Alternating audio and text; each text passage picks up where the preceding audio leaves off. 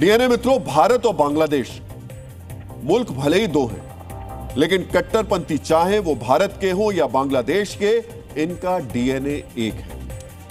अगर इनका डीएनए एक नहीं होता तो हिंदुस्तान में रहकर हिंदू को धर्म देखकर मारने की धमकी नहीं दी जाती।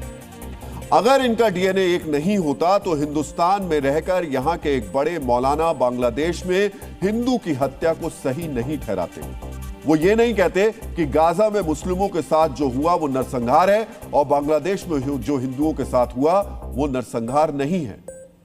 यूपी से असम तक कैसे मुट्ठी भर लोगों ने धर्म के नाम पर कट्टरपंथ का बांग्लादेशीकरण कर दिया है, इसका विश्लेषण आज बेहद जरूरी हो गया है। डीएनए मित्रों, इस विश्लेषण की शुरुआत एक सवाल से करेंगे।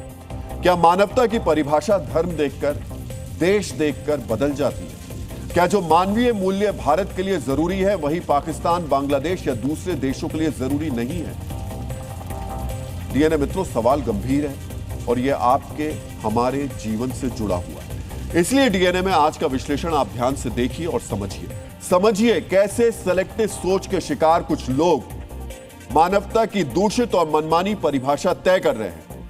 आज हम सभी के लिए उस वैचारिक पाखंड को समझना जरूरी है कि कैसे भाईचारा, प्रेम, अहिंसा और सद्भाव पर मीठी मीठी जुबान में लेक्चर देने वालों का नजरिया धर्म देखते ही बदल जाता है।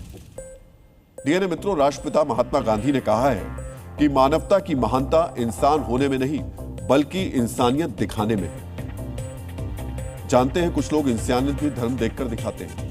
ये कहेंगे कि सभी मनुष्यों के खून का रंग लाल ही होता है, लेकिन जहां इंसानियत के चश्मे से देखने की जरूरत पड़ती है वहां कुछ लोगों को खून में धर्म का रंग दिखाई देने लगता है। भारत में बैठकर करीब 5000 किलोमीटर दूर गाजा के गम में इनकी आंखों से आंसू बहने लगते हैं, रुकते ही नहीं है।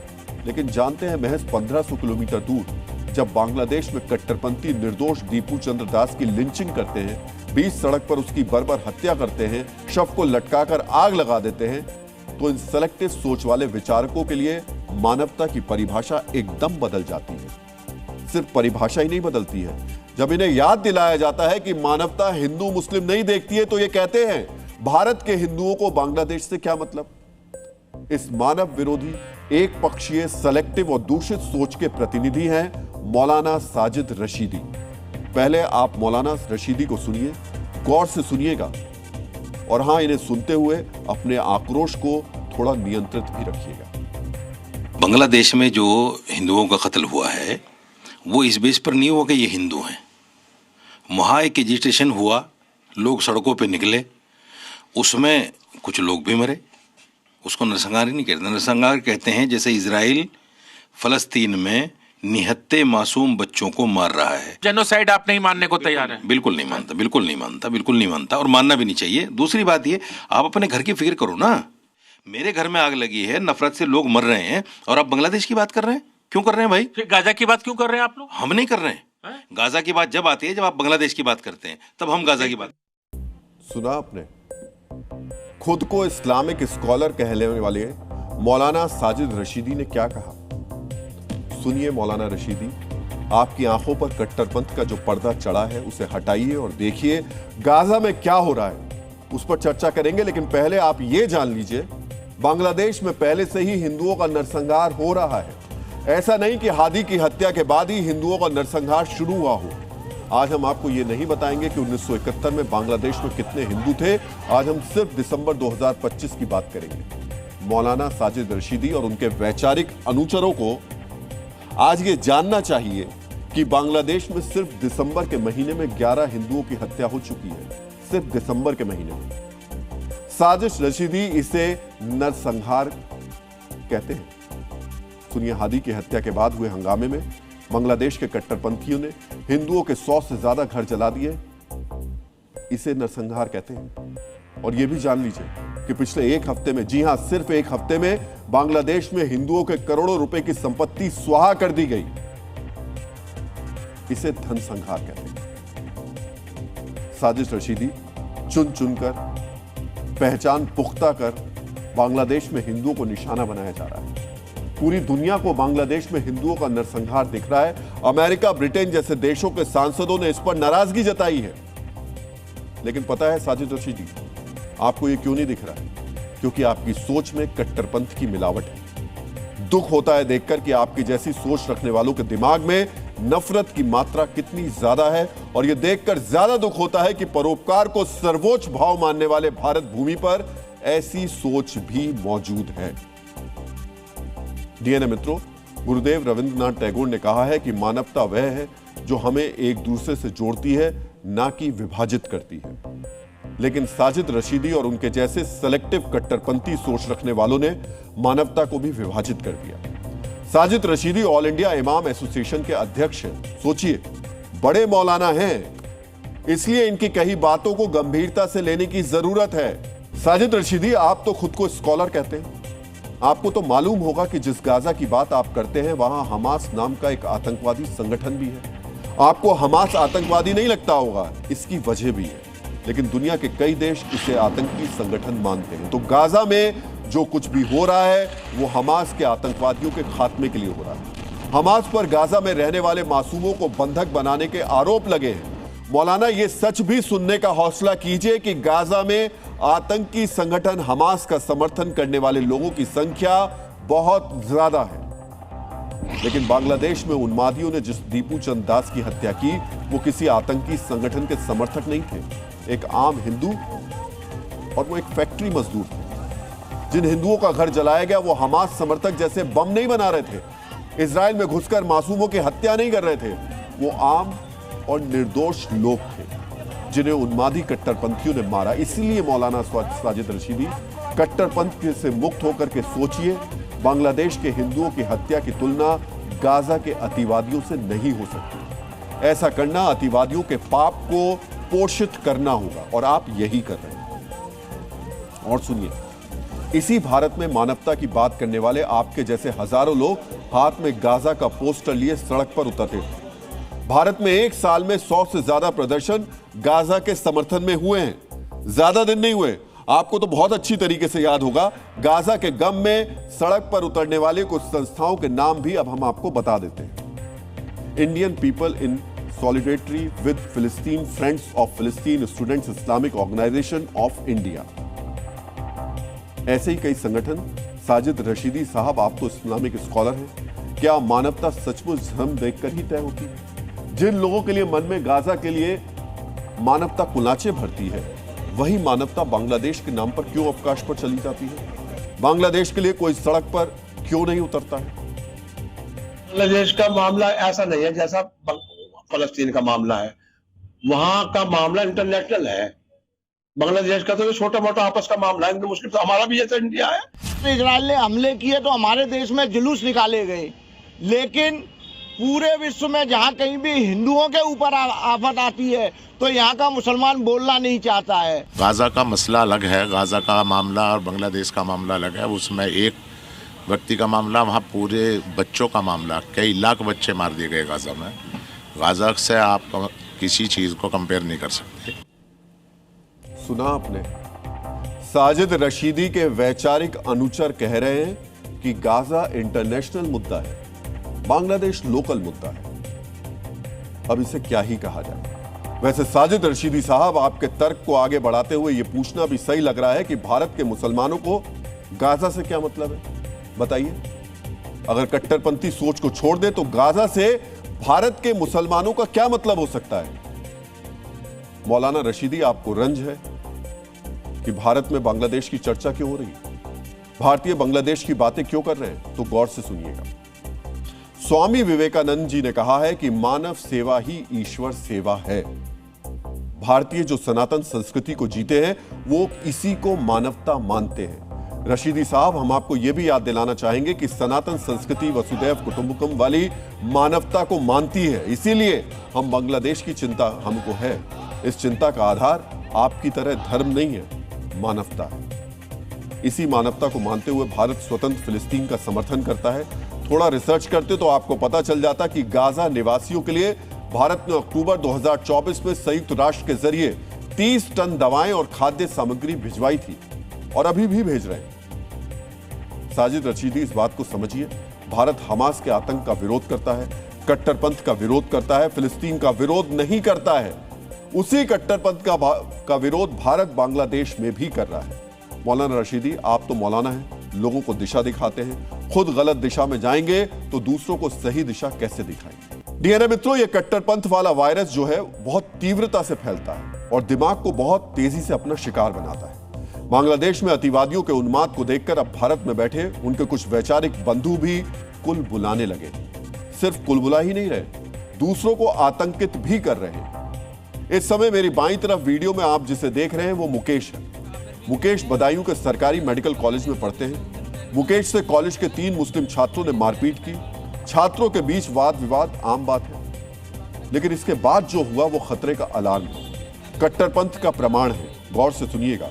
पिटाई करने वाले गुंडों ने मुकेश को काफिर कहा बांग्लादेश की घटना भूल गए, तुम्हें भी जिंदा जला देंगे।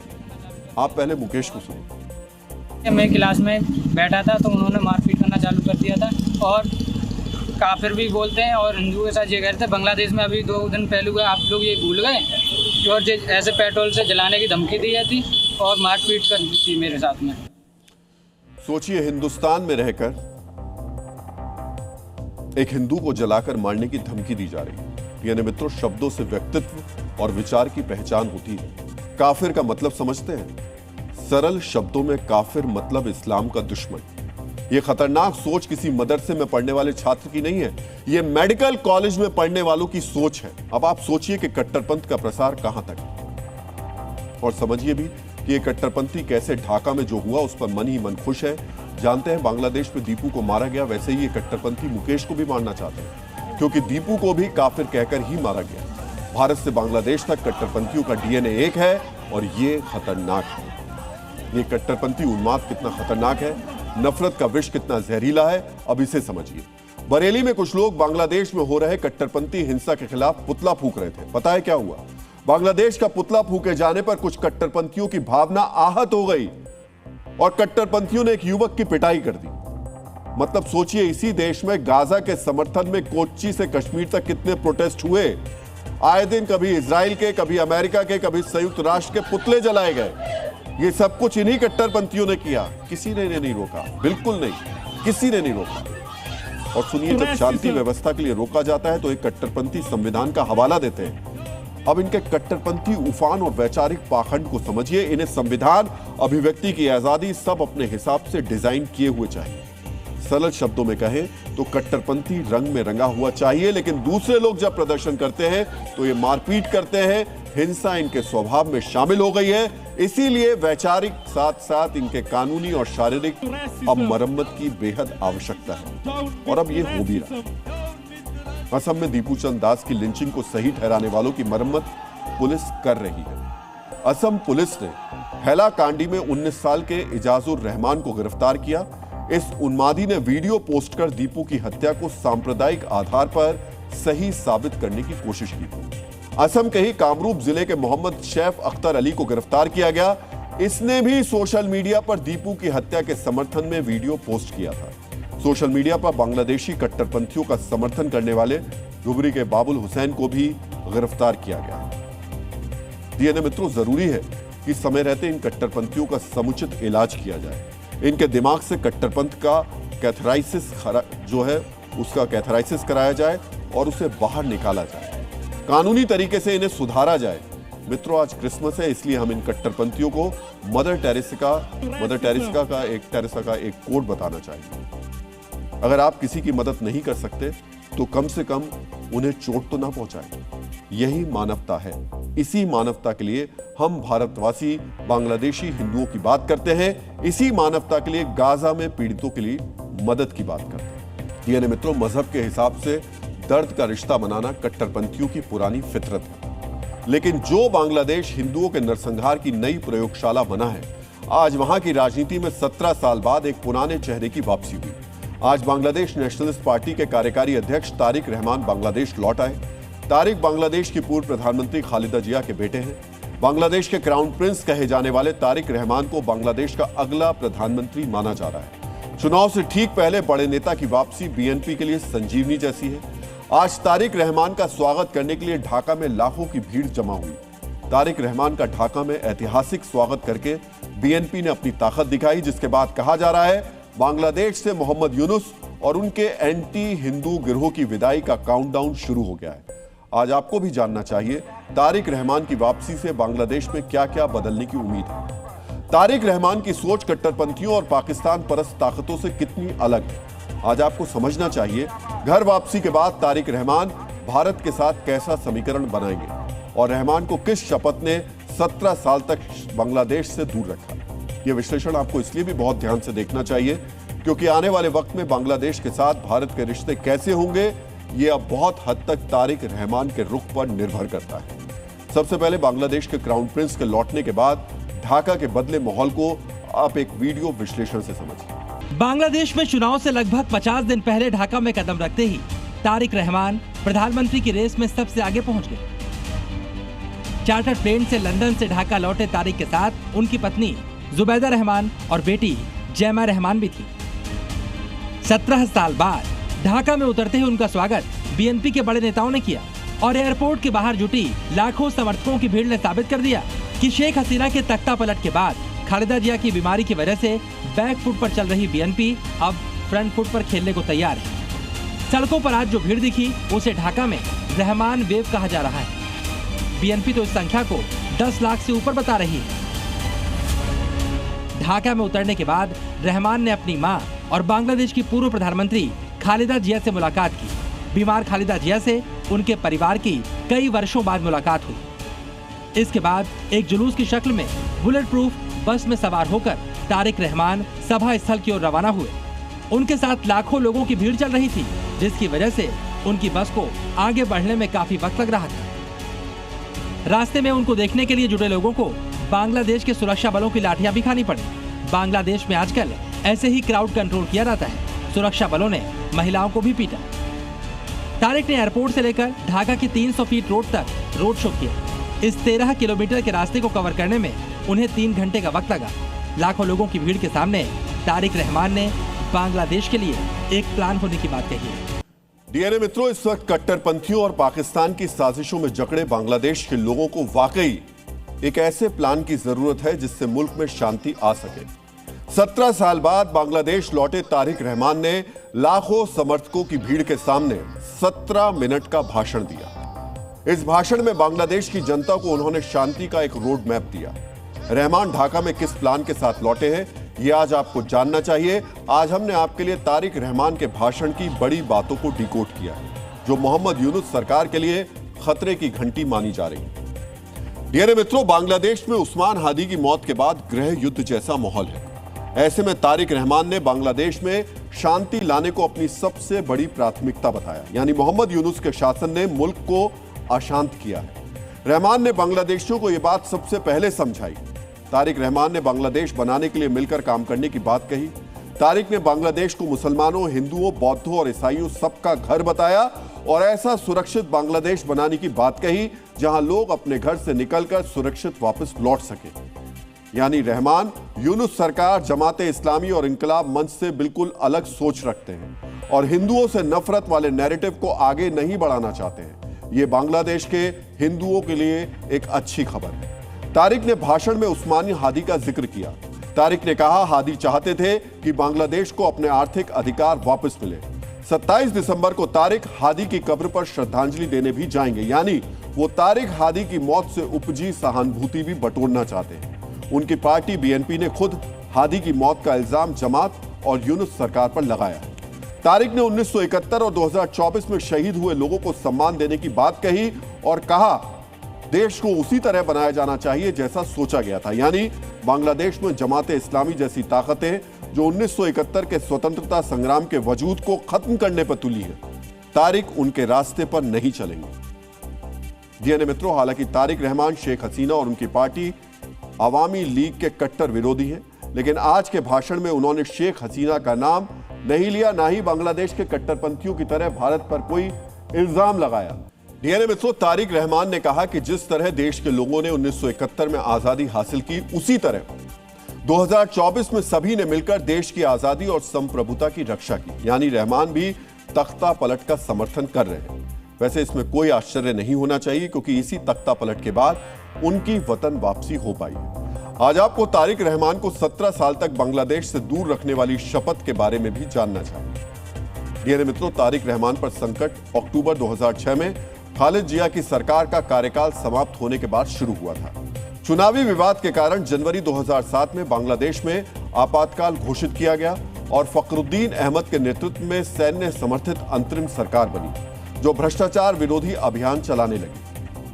तारिक रहमान को भी सैन्य समर्थन वाली तत्कालीन कार्यवाहक सरकार ने अपने निशाने पर ले लिया था। उन पर भ्रष्टाचार, रिश्वतखोरी और मनी लॉन्ड्रिंग जैसे गंभीर आरोप लगाए गए। साल 2004 के ढाका ग्रेनेड हमले में भी उन्हें मुख्य आरोपी बनाया गया और अदालत से सजा हुई। -2 फॉर्मूला के तहत उनकी मां खालिदा जिया और उन्हें राजनीति से अलग करने की कोशिश हुई। -2 फॉर्मूला बांग्लादेश की चर्चित नीति थी, जिसके तहत 2006-07 के दौरान बांग्लादेश की राजनीति से 2 सबसे प्रभावशाली नेताओं यानी शेख हसीना, खालिदा जिया को हटाने की कोशिश हुई। इसी दौरान उनके सहयोगियों पर भी कार्रवाई की गई। साल 2007 में रहमान को भ्रष्टाचार के 84 मामलों में सजा सुनाई गई। गिरफ्तारी और हिरासत के बाद उनकी तबीयत बिगड़ी, जिसकी वजह से 2008 में उन्हें इलाज के लिए लंदन जाने की अनुमति दे दी गई। सरकार ने विदेश जाने की इजाजत दी, लेकिन सख्त शर्तें भी लगाई। जाते समय तारिक रहमान ने लिखित शपथ पत्र दिया कि वो बांग्लादेश की राजनीति में वापस नहीं लौटेंगे। 17 साल बाद जब हालात बदले, आरोप हटे, तो रहमान वही शपथ तोड़कर अब ढाका वापस लौट आए। डीएनए मित्रों, बांग्लादेश की यूनुस सरकार ने शेख हसीना की पार्टी अवामी लीग पर बैन लगा दिया। अवामी लीग चुनाव नहीं लड़ सकती। इसका मतलब यह हुआ कि अब बांग्लादेश की सबसे बड़ी और जनाधार वाली पार्टी बीएनपी है। 2 बार बांग्लादेश की प्रधानमंत्री रही उनकी मां खालिदा जिया बीमारी की वजह से सक्रिय राजनीति से दूर है। यानी तारिक रहमान ही अब बीएनपी के सबसे बड़े नेता हैं और इसी वजह से तारिक रहमान प्रधानमंत्री पद की रेस में सबसे आगे। इस बार उनका मुकाबला साल 2001 में उनकी सहयोगी रही कट्टरपंथी पार्टी जमाते इस्लामी से होगा, जिसने बांग्लादेश के छात्र आंदोलन से निकली नेशनल सिटीजन पार्टी यानी एनसीपी से गठबंधन का ऐलान किया। इस गठबंधन में आंदोलनकारी छात्रों की पार्टी को 30 से 50 सीटें दी जा सकती हैं, जबकि लगभग 270 सीटों पर कट्टरपंथी जमात और सहयोगी अपने उम्मीदवारों पर उतारेंगे। 2001 में जब तारिक रहमान जमाते इस्लामी के साथ सरकार चला रहे थे, तो उनका रुख भी भारत विरोधी था, लेकिन हाल के दिनों में तारिक ने भारत के खिलाफ बयानबाजी नहीं की है, इसलिए रहमान की वापसी को भारत के लिए फिलहाल अच्छी खबर माना जा रहा है। डीएनए मित्रों, बांग्लादेश में शेख हसीना के तख्ता पलट के बाद कट्टरपंथी जमाते इस्लामी का प्रभाव बढ़ा है, जो वैचारिक रूप से पाकिस्तान की प्रॉक्सी है, जबकि रहमान ने जमात जैसे कट्टरपंथी संगठनों से गठबंधन करने से इनकार कर दिया है। इसके अलावा सत्ता में आने के बाद बांग्लादेश की यूनुस सरकार का रुख भारत विरोधी रहा है, जबकि रहमान ने सबसे पहले बांग्लादेश की बात कही है, यानी वो दिल्ली और इस्लामाबाद के साथ एक स्वतंत्र विदेश नीति रखेंगे। ये भी साफ है, अगर जमाते इस्लामी सत्ता में आती है तो ढाका में भारत विरोधी नैरेटिव मजबूत होगा, जबकि हाल के दिनों में भारत और बीएनपी के बीच सकारात्मक संवाद हुए हैं। डीएनए मित्रों, तारिक रहमान की वापसी को हिंदुओं के लिए बेहतर बताया जा रहा है। हो सकता है चुनाव के बाद अगर कट्टरपंथी हार जाएं तो नई सरकार हिंदुओं के खिलाफ हिंसा को रोकने की कोशिश करे, लेकिन ये 50 दिन हिंदुओं के लिए बेहद डराने वाले हैं। जिस वक्त रहमान बता रहे थे बांग्लादेश मुसलमानों, हिंदुओं, बौद्धों और ईसाइयों का सबका है, उससे पहले बांग्लादेश में एक और हिंदू की हत्या की जा चुकी थी। 30 साल के दीपू के बाद 29 साल के अमृत मंडल को लोगों ने पीट पीट कर मार डाला। अमृत मंडल को सलीम नाम के कट्टरपंथी की अगुवाई में पीट पीट कर मार दिया गया। दीपू की हत्या करते वक्त उस पर ईश निंदा का आरोप लगाया था। अमृत मंडल को पीट पीट कर मारने के बाद अब कहा जा रहा है वो एक शख्स के पास वसूली करने गया था। शोर मचाने पर भीड़ ने उसको पीट पीट कर मार दिया। समझ रहे हैं आप?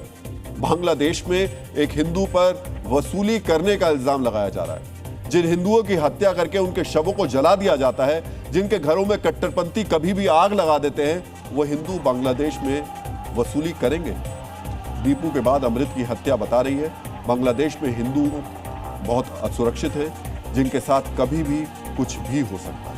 डीएनए मित्रों, कट्टरपंथी मुल्क में बदलते बांग्लादेश के बाद अब हम उस मुल्क की बात करेंगे जो खुद को इस्लामिक देशों का खलीफा कहता है। लेकिन हैरान करने वाली बात यह है कि उस मुल्क की जैनजी इस्लामिक परंपरा के खिलाफत कर रही है, मजाक उड़ा रही है। मित्रों, तुर्की में ऐसा ट्रेंड शुरू हो गया है जिसे देखकर दुनिया भर के कट्टरपंथी बेहद परेशान हैं। तुर्की की जैनजी यानी युवा पीढ़ी ने सोशल मीडिया पर एक नया ट्रेंड शुरू किया जिसमें वो नमाज का मजाक उड़ा रहे। आखिर मुस्लिम देश तुर्की की नई पीढ़ी नमाज का मजाक क्यों उड़ा रही है? अब इसकी पूरी कहानी समझिए। दिसंबर के महीने में तुर्की की सोशल मीडिया पर एक ट्रेंड शुरू हुआ जिसमें युवा पहले नमाज पढ़ते हैं, सजदा करते वक्त मुस्कुराते हैं और फिर नमाज पढ़ते पढ़ते गिर जाते हैं। कई वीडियोस में तो युवा नमाज पढ़ते पढ़ते सिगरेट भी पी रहे हैं। ये ट्रेंड दिसंबर 2025 में टिकटॉक पर शुरू हुआ। पहले कुछ वीडियो आए जहां लड़कियां नमाज का मजाक उड़ा रही थी और जल्द ही ये वायरल हो गया। तुर्की में दिनों दिन ये फैलता गया। एक वीडियो को एक हफ्ते में 10 लाख से ज्यादा व्यूज मिल गए। ये ट्रेंड इतना तेजी से फैला कि सोशल मीडिया पर तुर्की नमाज मॉकिंग जैसे हैशटैग ट्रेंड करने लगे। डीएनए मित्रों, तुर्की में एंटी नमाज ट्रेंड शुरू होने के बाद से पूरा मुस्लिम वर्ल्ड गुस्से में है। कोई कह रहा है इन बच्चों के माता पिता को शर्मसार होना चाहिए, कोई कह रहा है अल्लाह इन्हें सद्बुद्धि दे। एक शख्स ने लिखा कि इन वीडियोस को देखकर ऑटोमन साम्राज्य के महान सुल्तान एर्तुगरुल गाजी भी आज शर्मसार होंगे। डीएनए मित्रों, तुर्की में ऐसा ट्रेंड वाकई चौंकाने वाला है, लेकिन सवाल उठता है जिस मुल्क में 99% मुसलमान हैं, वहां नमाज का मजाक क्यों उड़ाया जा रहा है? सवाल उठता है कि जिस मुल्क में सरकार युवाओं को धार्मिक पीढ़ी बनाने की कोशिश कर रही है, जिनके दिमाग में मजहबी कट्टरता भरना चाहती है, वहां की जैनजी नमाज से दूर क्यों हो रही है? तुर्की की जैनजी के एंटी नमाज ट्रेंड के पीछे 2 कारण बताए जा रहे हैं। डीएनए मित्रों, इस ट्रेंड को तुर्की की एक टीवी सीरीज से जोड़कर देखा जा रहा है। कुर्तलार वादिसी नाम की टेली सीरीज के एक सीन में नमाज पढ़ते हुए एक इमाम की मौत हो जाती है। माना जा रहा है कि युवा इसी सीन का मजाक उड़ा रहे हैं। डीएनए मित्रों, इस एंटी नमाज ट्रेंड को दुनिया को तुर्की के युवाओं में इस्लाम से मोहभंग से भी जोड़कर देखा जा रहा है। तुर्की की सरकार युवाओं में धार्मिक भावनाओं को बढ़ावा देने के लिए कई योजनाएं भी चला रही है। माना जा रहा है कि इस ट्रेंड के जरिए इन योजनाओं का विरोध भी किया जा रहा है। डीएनए मित्रों, कई लोग इस ट्रेंड को तुर्की के संस्थापक मुस्तफा कमाल अतातुर्क की सेकुलर विचारधारा कैमलिज्म से जोड़कर भी देख रहे हैं। कैमलिज्म को आतुर्कवाद भी कहा जाता है। कैमलिज्म का मुख्य उद्देश्य था ऑटोमन साम्राज्य के पतन के बाद तुर्की को एक आधुनिक राष्ट्र बनाना। कैमलिज्म का मुख्य उद्देश्य है धर्मनिरपेक्षता। माना जा रहा है कि तुर्की की युवा पीढ़ी अब इस्लाम से दूरी बनाकर इसी आदर्श को अपना रही है। डीएनए मित्रों, जिस तुर्की के राष्ट्रपति खुद को मुस्लिम मुल्कों का खलीफा मानते हैं, उस मुल्क की युवा पीढ़ी ही इस्लाम से दूरी बना रही है। ये सिर्फ सुनी सुनाई बातें नहीं है, बल्कि आंकड़े इस बात की गवाही दे रहे हैं। 2025 के कोंडा सर्वे के मुताबिक खुद को धार्मिक मानने वालों की संख्या 55% से 46% हो गई।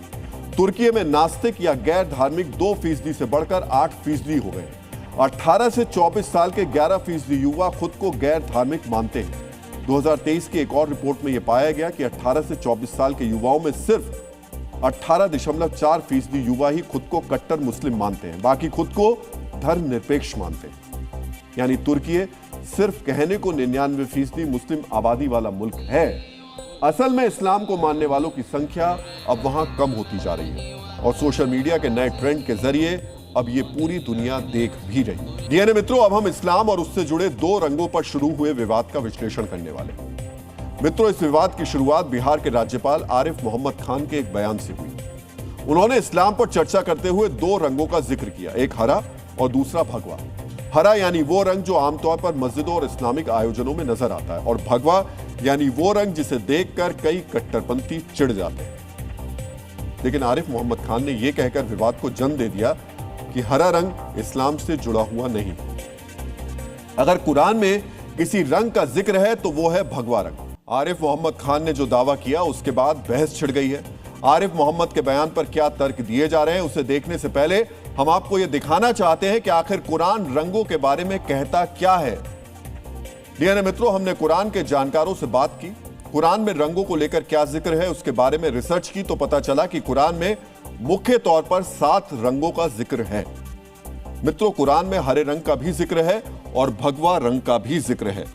अधिकांश कुरान के जानकार और जो स्रोत हैं उनके मुताबिक हरे रंग का जिक्र जन्नत की हरियाली और जीवन के प्रतीक के तौर पर किया गया है। असहर रंग का जिक्र, जिसे भगवा रंग से भी जोड़ा जाता है, इसे आंखों को पसंद आने वाले रंग के तौर पर कहा गया है। इसके अलावा फसलों के रंग को पीला रंग बताया गया है। प्रकाश, दूध या पहाड़ों के वर्णन के लिए सफेद रंग का इस्तेमाल किया गया है। इसके अलावा कुरान में काले, लाल और नीले रंग का भी जिक्र किया गया है। डीएनए मित्रों, यहां नोट करने वाली बात यह है कि कुरान में कहीं भी यह नहीं बताया गया कि इस्लाम का रंग क्या होगा, लेकिन आरिफ मोहम्मद खान ने हरा और भगवा रंग को लेकर जो बयान दिया, उससे विवाद अब जरूर खड़ा हो गया। आरिफ मोहम्मद खान साहब ने जो बात कही, और हम तो बारंबार इस बात को कहते रहते हैं कि भगवा त्याग है, भगवा तप है, भगवा तपस्या है, भगवा ओज है, भगवा सत्य है, भगवा तत्व है, भगवा तर्क है, भगवा तथ्य है। भगवा में जितनी ऊंचाई है, भगवा में उतनी गहराई है। भाई आप किसी ओहदे पर हैं, किसी आप पद पर हैं, तो आप अपने पद को बरकरार रखने के लिए कुछ और कीजिए। कुरान को क्यों अपनी सियासत में घसीट रहे हो भैया? कुरान अल्लाह का कलाम है, ये आपकी सियासत के लिए नहीं आया है। आप जिस तरह की सियासत कर रहे हो। ये मित्रों, अब हम लखनऊ की एक ऐसी यूनिवर्सिटी के बारे में बता रहे जा रहे हैं जहां कट्टरता फैलाने और अवैध धर्मांतरण के आरोप लगे, ठीक उसी तरह जैसे फरीदाबाद की अल फलाह यूनिवर्सिटी पर लगे। फरीदाबाद की अल फलाह यूनिवर्सिटी में आतंकी डॉक्टर तैयार किए जा रहे थे और लखनऊ के मेडिकल यूनिवर्सिटी में धर्मांतरण के डॉक्टर तैयार किए जाने के आरोप लगे। अवैध धर्मांतरण के आरोप के विश्लेषण को आगे बढ़ाने से पहले आपको इसी साल जुलाई में इलाहाबाद हाईकोर्ट की एक महत्वपूर्ण टिप्पणी के बारे में जानना चाहिए। हाईकोर्ट ने कहा था कि अगर देश में अवैध धर्मांतरण होता रहा तो बहुसंख्यक आबादी अल्पसंख्यक हो जाएगी। लेकिन हाईकोर्ट की इस चिंता के बाद भी देश में धर्मांतरण का अवैध धंधा थमने का नाम नहीं ले रहा। दुर्भाग्य की बात यह है कि धर्मांतरण का काम उन जगहों में भी हो रहा है जहां डॉक्टर पढ़ाई करते हैं। पढ़े लिखे लोगों को भी अवैध धर्मांतरण का शिकार बनाया जा रहा है। डीएनए मित्रों, लखनऊ के किंग जॉर्ज मेडिकल यूनिवर्सिटी यानी केजीएमयू उत्तर प्रदेश के सबसे प्रतिष्ठित और पुराने मेडिकल संस्थानों में से एक है। 120 साल पुरानी इस यूनिवर्सिटी को नेशनल इंस्टीट्यूशनल रैंकिंग फ्रेमवर्क में मेडिकल कैटेगरी में 8वीं रैंकिंग मिलती है। लेकिन इन दिनों केजीएमयू इलाज या अपनी पढ़ाई को लेकर नहीं, बल्कि अवैध धर्मांतरण को लेकर चर्चा में। एक महिला डॉक्टर पर धर्मांतरण के लिए दबाव डालने से इसकी शुरुआत हुई थी।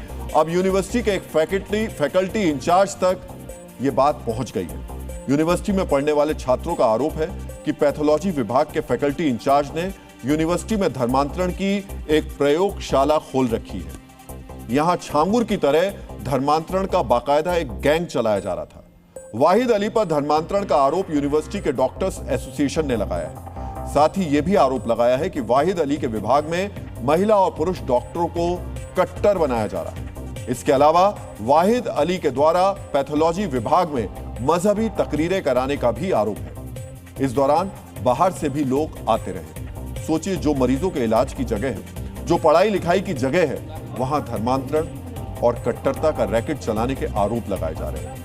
इस पूरे मामले को लेकर केजीएमयू डॉक्टर्स एसोसिएशन ने यूनिवर्सिटी के उप कुलपति सोनिया नित्यानंद से मुलाकात की।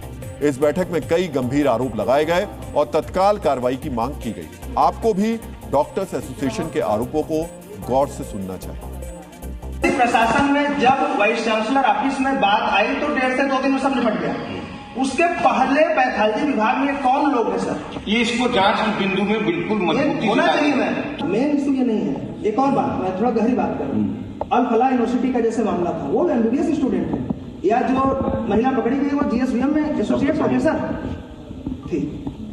तो कोई ना कोई तो है ना जो रेडिकलाइज कर रहा है। इसमें कहाँ चलता है? तो वो रेडिकलाइज कर रहे हैं। वो लोग जो लैब में चुपके तकरीर करा रहे हैं, चुपके नमाज पढ़वा रहे हैं, बिना बंद नहीं, आपने नोटिस दिया और एक्शन लेंगे, उसको सस्पेंड होना चाहिए। अभी अल फलाह यूनिवर्सिटी में, इंटीग्रल यूनिवर्सिटी में डॉक्टर पकड़े गए, कानपुर मेडिकल कॉलेज में। आपने जो भी बिंदु उठाए हैं, तो आप स्वयं ऐसा लग रहा है जानकार व्यक्ति हो। यहाँ एक सरकारी सिस्टम है, एक्ट इंस्टीट्यूट है, हम लोगों को जांच करनी पड़ेगी। डीएनए मित्रों, आपने छात्रों का आरोप सुना। केजीएमयू की वाइस चांसलर के सामने डॉक्टर गंभीर आरोप लगा रहे हैं, लेकिन वाइस चांसलर की तरफ से एक शब्द तक नहीं सुनाई दिया। ऐसा लग रहा था वो शिकायत सुनने की औपचारिकता भर पूरी कर रही। सभी सवालों का जवाब संस्थान के प्रवक्ता डॉक्टर के सिंह देते रहे। इतने गंभीर मामले में भी ठोस कार्रवाई की जगह सिर्फ आश्वासन दिया जाता है। फरीदाबाद की अल फलाह यूनिवर्सिटी का सच सामने आए ज्यादा दिन नहीं हुए। वहां डॉक्टर्स को कट्टर बनाया गया, महीनों तक उनका ब्रेन वॉश किया गया। इसका यह असर हुआ कि एक डॉक्टर ने दिल्ली में फिदायीन हमला कर 10 से ज्यादा लोगों की जान ले ली। वहीं केजीएमयू में धर्मांतरण की प्रयोगशाला चलाने का आरोप है, छात्रों को कट्टरपंथी बनाए जाने के आरोप। डीएनए मित्रों, केजीएमयू में इस धर्मांतरण रैकेट का खुलासा उस समय हुआ जब एक महिला डॉक्टर ने इसकी शिकायत की। पैथोलॉजी विभाग की महिला रेजिडेंट डॉक्टर ने अपने ही विभाग के डॉक्टर रमीजुद्दीन नायक उर्फ रमीज पर धर्मांतरण के लिए दबाव बनाने का आरोप लगाया। आरोपों के मुताबिक डॉक्टर रमीज शादी के नाम पर धर्म परिवर्तन कराता था। दावा किया जा रहा है कि धर्म परिवर्तन कराने के बाद वो 2 शादियां पहले ही कर चुका था। परेशान महिला डॉक्टर ने 17 दिसंबर को आत्महत्या की कोशिश भी की।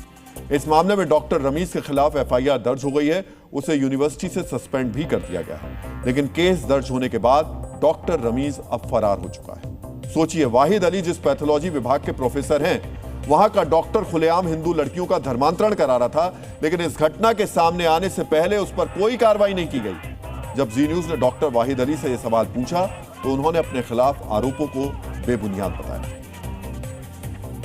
मेरा इस घटना से या रेडिकलाइजेशन से या धर्म के संबंधित प्रचार से कोई भी संबंध नहीं है, रत्ती बराबर संबंध नहीं है। मैं तो कह रहा हूं सर, आप पूरा फेयर इंक्वायरी सेटअप की जाए और उसमें जो भी हो, जो भी पकड़ा जाए उसके लिए जो भी सजा हो वो मैं भुगतने के लिए तैयार हूं। डीएनए मित्रों, वाहिद अली अपने खिलाफ सबूत दिखाने की मांग कर रहे हैं, लेकिन डॉक्टर्स एसोसिएशन का दावा है कि करियर बचाने के लिए छात्र अभी सामने नहीं आ रहे हैं। अगर जांच होगी तो डॉक्टर वाहिद अली पर आरोपों की सच्चाई भी सामने आ जाएगी। हमारे संगठन के जितने भी बच्चे हैं, सभी लोगों ने बहुत दबी जुबान से ये सब बताया है। जो बच्चे वहाँ पर रह रहे हैं कि यहाँ पर कुछ टीचर हैं, वो टीचर्स यहाँ पर बाहर से लोगों को बुलाते हैं। लैब के अंदर नमाज पढ़ी जाती है, तकबीर वगैरह जो इस्लाम में या जो भी ये सब चीज़ करी जाती है, वहाँ से बाहर से लोग भी आते हैं। केजीएमसी के छात्रों ने बताया आपको? केजीएमसी के छात्रों ने ही बताया है। बच्चे जो कि ये चीज़ ओपनली नहीं कह पाते हैं क्योंकि उनके सेमिनार्स होते हैं, उनकी क्लासेस होती हैं, उनको एग्जाम देना होता है, ये सभी बच्चे बायस हो जाते हैं। डीएनए मित्रों, केजीएमयू प्रशासन ने वाहिद अली के खिलाफ आरोपों की जांच का भरोसा दिया है। उम्मीद की जानी चाहिए कि मामले की सच्चाई जल्द सामने आएगी। अगर केजीएमयू को अल फलाह की तरह कट्टरता का केंद्र बनाने की कोशिश की जा रही है तो सख्त कदम उठाने होंगे। ऐसा नहीं हो कि अल फलाह की तरह कार्रवाई में देरी हो जाए। डीएनए मित्रों, आपको यह भी ध्यान रखना चाहिए कि अवैध धर्मांतरण के ये आरोप उस राज्य में लग रहे हैं जहां इसके खिलाफ सबसे सख्त कानून है। सोचिए, जिन राज्यों में अवैध धर्मांतरण के खिलाफ कानून नहीं है, वहां की स्थिति क्या होगी। यहां आपको एक एक्स्ट्रा जानकारी दे दें कि भारत के सिर्फ 12 राज्यों में अवैध धर्मांतरण के खिलाफ कानून है। उनमें भी कई राज्यों में कानून सख्त नहीं है। डीएनए मित्रों, अंत में आपको यह भी जानना चाहिए कि लखनऊ में मुख्यमंत्री योगी आदित्यनाथ के दफ्तर से केजीएमयू की दूरी महज 5 किलोमीटर है, लेकिन इसके बावजूद यहां धर्मांतरण के आरोप लग रहे हैं। वो योगी जो अवैध धर्मांतरण के खिलाफ सख्त हैं, उनका डर भी इन कट्टरपंथियों को नहीं हो रहा है। इसी से आप खतरे का अंदाजा लगा सकते हैं। डीएनए मित्रों, जिस तरह योगी ने यूपी में लॉ एंड ऑर्डर को कायम रखा है, उसे देखने के बाद यह यकीन से कहा जा सकता है कि सफेद कोट की आड़ में धर्मांतरण का गंदा खेल खेलने वाले भी योगी की पुलिस से बचेंगे नहीं। अब से 24 घंटे पहले इन्हीं योगी आदित्यनाथ के सामने थे जाने माने कवि कुमार विश्वास। वैसे तो लोग योगी को सुनते हैं, लेकिन कल योगी कुमार विश्वास को सुन रहे थे और उनकी बातों को सुनकर खूब हंस रहे थे, बार बार मुस्कुरा रहे थे। इस संबोधन को आप योगी पर कुमार के विश्वास का संबोधन भी कह सकते हैं। दरअसल कुमार विश्वास लखनऊ में अटल जयंती पर आयोजित किए गए कार्यक्रम में पहुंचे थे। इस कार्यक्रम में सीएम योगी आदित्यनाथ भी मौजूद थे। अटल जी कहते थे कि आपके घर पर कोई कूड़ा फेंके तो आप स्वयं साफ कर दो। मोदी जी की, राजनाथ जी की पीढ़ी कहती है कि आपके घर पे कूड़ा फेंके तो आप उससे ही साफ कराओ। और मुख्यमंत्री जी की पीढ़ी कहती है कि आपके घर पर कोई कूड़ा फेंके तो आप कूड़े को भी साफ करो। आप में से कुछ कम लोग समझे, इसके लिए मैं आपका आभारी हूं। हमारे मुख्यमंत्री जी पे इतनी चर्चा होती है, मैं पूरे भारत में जाता हूं, इतनी चर्चा होती है। लोग कहते हैं कि वे तो संत हैं, वे तो पीठाधीश्वर हैं और शासन, और हमारे यहाँ जो घटनाएं होती रहती हैं, अपराध मुक्त जो प्रदेश हुआ, तो मैंने लोगों से कहा कि देखो, संतों का काम ही होता है। 2 प्रकार के संत हैं। एक संत वो हैं जिनसे सज्जन व्यक्ति मिलता है और मिलते ही मोक्ष को प्राप्त करता है। एक हमारे महाराज जी हैं, दुष्ट व्यक्ति दिखता है, मिलता है और फिर मोक्ष को प्राप्त करता है। दोनों प्रकार से साधन संपन्न है। एक आध बार तो मैंने प्रयास किया कि मैं यहां से बच जाऊं महाराज जी। मुझे लगा कहीं जहां दूसरी जगह ठीक ठाक सामान हो वहां जाऊं, तो उसमें फिर जब इनकी नहीं चलती तो ये महाराज जी का नाम ले देते कि महाराज जी आएंगे, देख लीजिए आप। तो फिर मुझे लगता है कि महाराज जी का शासन है, सम्मान से बुला रहे हैं चले जाओ, वरना सम्मान से भी बुला ही सकते हैं। योगी की नीति और लहजा हमेशा सख्त रहता है, लेकिन कुमार विश्वास की बातें सुनकर वो अपनी मुस्कुराहट को छिपा नहीं पाए। यही एक कवि की योग्यता होती है कि वो श्रोता को अपने भाव में बहा ले जाता है, फिर चाहे वो श्रोता यूपी के सीएम योगी आदित्यनाथ ही क्यों ना। डीएनए मित्रों, समाज में व्यवस्था बनाए रखने के लिए नियम और कानून होते हैं। आमतौर पर ये नियम कानून इंसानों के लिए बनाए जाते हैं, इनका उल्लंघन करने पर सजा भी होती है। लेकिन अब उत्तर प्रदेश में कुत्तों के लिए भी ऐसे नियम कानून बनाए गए। यूपी के कानपुर में नियमों को तोड़ने पर कुत्तों को उम्र कैद तक की सजा मिल रही है। कानपुर में 5 कुत्तों को उम्र कैद की सजा सुनाई गई। ये कुत्ते अब अपनी बाकी उम्र जेल में ही काटेंगे। किस तरह के कुत्तों को उम्र कैद की सजा मिल रही है, किस अपराध में मिल रही है, इन सवालों के जवाब से पहले आपको इन कुत्तों के जेल के बारे में जानना चाहिए जहां अब ये सजा काटेंगे। कुत्तों की जेल एबीसी सेंटर है, यानी एनिमल बर्थ कंट्रोल सेंटर। सजा मिलने के बाद कुत्तों को एबीसी सेंटर में रखा जाएगा। इस सेंटर में कुत्तों की निगरानी की जाती है और साथ ही उनका इलाज भी किया जाता है। डीएनए मित्रों, आवारा कुत्तों के काटने के बढ़ते मामलों को देखते हुए यूपी सरकार ने अब ये नियम बनाया है। इस नियम के मुताबिक अगर कुत्ता एक बार काटता है तो उसे 10 दिन की सजा मिलेगी, यानी उसे 10 दिन के लिए एबीसी सेंटर भेजा जाएगा। लेकिन अगर वही कुत्ता 2 या उससे ज्यादा बार लोगों को काटता है तो उसे आजीवन कारावास की सजा मिलेगी, यानी उसे आदतन अपराधी मान लिया जाएगा। इंसानों को सजा देने के लिए जो अदालत है, वहां लोग सजा के खिलाफ सुप्रीम कोर्ट तक अपील कर सकते हैं, लेकिन कुत्तों को सजा नगर निगम के अधिकारी सुनाएंगे। पशु अधिकारी के लिए काम करने वाले संगठन पेटा ने इस तरीके की सजा का अब विरोध शुरू कर दिया। हर नगर निगम को हर कुत्तों की नसबंदी करनी है, उनको वैक्सीनेट करना है। साथ के साथ एक चीज ये भी है कि डॉग्स को जेल में डालना कोई सोल्यूशन नहीं है डॉग्स की पॉपुलेशन कम करने को, ये उसी प्रॉब्लम को और ज्यादा बढ़ा देगा। खास बात यह है कि उम्र कैद की सजा पाने वाले इन कुत्तों को समय से पहले छोड़े जाने का प्रावधान भी है। जिस तरह सामान्य कैदियों को अच्छे व्यवहार की वजह से कई बार तय समय से पहले छोड़ दिया जाता है, वैसा ही प्रावधान इस मामले में भी है। शर्त यह है कि कोई व्यक्ति इन कुत्तों को अपनाने के लिए तैयार हो जाए। हालांकि एबीसी सेंटर से छोड़े जाने के बाद भी माइक्रोचिप से लगातार इन कुत्तों की निगरानी की जाएगी। लेकिन अगर कोई व्यक्ति इन कुत्तों को अपनाने के लिए तैयार नहीं होगा तो इन्हें हमेशा के लिए एबीसी सेंटर में ही रखा जाएगा, यानी समय से पहले इन्हें रिहाई नहीं मिलेगी। यानी मित्रों, ये तो कुत्तों को मिलने वाली सजा की बात हो गई, लेकिन कई मामलों में पालतू कुत्तों के काटने पर उसके मालिक को भी सजा हो सकती है। भारत में कुत्ते के काटने से घायल होने या मौत होने पर मालिक को अधिकतम 10 साल की सजा हो सकती है। इसी तरह फ्रांस में अगर कोई पालतू कुत्ता किसी को काट ले तो गंभीर मामलों में मालिक को 10 साल तक जेल हो सकती है। इंग्लैंड में पालतू कुत्ते के काटने से मौत होने पर अधिकतम 14 साल जेल की सजा हो सकती है। वहीं अमेरिका के कुछ राज्यों में भी कुत्ते के काटने से मौत होने पर 14 साल तक की सजा का प्रावधान है। कुत्तों और उनके मालिकों को मिलने वाली सजा के बारे में बताने का उद्देश्य यह है कि आप भी सतर्क हो जाएं। आजकल कुत्ते झगड़े की बड़ी वजह बन गए हैं। आप अपने पालतू कुत्तों को लेकर घर से बाहर निकलते समय पूरी सावधानी बरतें। यानी मित्रों, अब हम अंधविश्वास के महाप्रलय का विश्लेषण करने वाले हैं। मित्रों, आज 25 दिसंबर 2025 है। क्रिसमस का दिन है, दुनिया भर में खुशियां मनाने का दिन है। लेकिन घाना में एक शख्स ने इसी दिन को दुनिया के अंत का दिन घोषित कर दिया। लोगों को अंधविश्वास के प्रलय से डराया और कैसे इसका आर्थिक फायदा उठाया, ये अब हम आपको विस्तार से बताने वाले हैं। इसकी कहानी बहुत ही ध्यान से सुनिएगा, क्योंकि पूरी दुनिया में इस शख्स की अब चर्चा हो रही है। आपकी स्क्रीन पर जो आदमी दिख रहा है उसका नाम है एबो नोआ। अफ्रीकी देश घाना के रहने वाले इस आदमी ने खुद का एक नाम रखा, प्रॉफिट नोआ। खुद को बाइबल के नोआ का आधुनिक अवतार बताया। बाइबल के मुताबिक नोआ वो थे जिन्हें पृथ्वी पर आने वाले जल प्रलय से बचाने के लिए एक बड़ा जहाज बनाने का निर्देश दिया गया था। इस शख्स ने भी ऐसा ही कुछ दावा किया। नोआ ने दावा किया कि 25 दिसंबर से दुनिया में जल प्रलय की शुरुआत होगी। लगातार 3-4 साल बारिश होगी, पूरी दुनिया डूब जाएगी। भगवान ने उसे सपने में कहा है कि नाव बनाओ, जानवरों की जोड़ियां इकट्ठे करो और जो विश्वास करे उसे बचा लो। इस स्वयंभू प्रॉफिट ने सोशल मीडिया पर वीडियो डाले, लकड़ी की बड़ी बड़ी नाव बनाने का दावा किया। कहा 10 नाव तैयार हैं, हजारों लोग बच सकते हैं। मित्रों, एक कहावत है, अंधविश्वास अज्ञानता और भय से पैदा होता है। नोआ का अंधविश्वास भी फैला। कुछ लोग तो इतने डर गए कि अपना घर बार छोड़कर घाना पहुंच गए। नोआ को नाव बनाने के लिए डोनेशन मिलने लगा। सोशल मीडिया पर वायरल कुछ वीडियोस में तो यहां तक दावा किया जाने लगा कि हजारों की संख्या में लोग नोआ की नाव में सवार होने के लिए घाना पहुंचने लगे। लेकिन आखिरकार 25 दिसंबर का दिन आ गया। दिन से शाम हो गई, लेकिन नोआ की भविष्यवाणी वाली प्रलय नहीं आई और अब लोग नोआ को खोज रहे हैं। डीएनए में अब आज का संदेश, जब तक लक्ष्य पूरा ना हो अपने प्रयास बंद मत करिए, क्योंकि अधूरी मेहनत कभी पूरी सफलता नहीं देती। डीएनए में अब आपको जय हिंद कहने का समय आ गया है। जय हिंद। डीएनए में कल आपसे फिर मुलाकात होगी। तब तक अपना ख्याल रखिए, सुरक्षित रहिए, मुस्कुराते रहिए। धन्यवाद।